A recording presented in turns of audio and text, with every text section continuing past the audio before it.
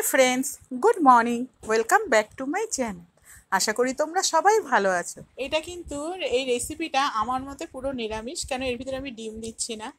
কিন্তু তাহলে অনেকে আছে রসুন বা পেঁয়াজকে আমিষ বলে। তা আমি এটাতে এখনও কনফিউজ আছি, কেন এটা তো মাটি থেকে হয়, এটা তো কোনো অ্যানিমেলসের থেকে হয় না। তা এই কথাটা নিয়ে তোমাদের যদি কোনো বক্তব্য থাকে আমাকে অবশ্যই কমেন্ট বক্সে লিখে জানিও। তা আমি কিন্তু লং ভিডিও ছাড়া বন্ধই করে দিয়েছি, শর্টই চালাচ্ছিলাম। তা আমি আবার আজকে থেকে শুরু করলাম। তা কিছুদিন থেকে মনটা ভালো ছিল না, কিন্তু তোমাদেরকেও অনেকদিন ভিডিও দিতে পারছি না, আমারও মনটা খারাপ, তাই আজকে থেকে আবার শুরু করলাম। এই রেসিপিটা তাদের বেশি ভালো লাগবে যারা কারি পাতার গন্ধটা পছন্দ করে। এই রেসিপিটা যেদিন আমি প্রথম দিন বাড়িতে বানাই, তারপর থেকে বিশ্বাস করবে না, বাড়িতে 14বার এই রেসিপিরই অর্ডার আসে যে এটা বানাও এটা বানাও। তাই এটা কিন্তু সত্যিই খেতে খুব ভালো, তোমরা বাড়িতে অবশ্যই বানিও।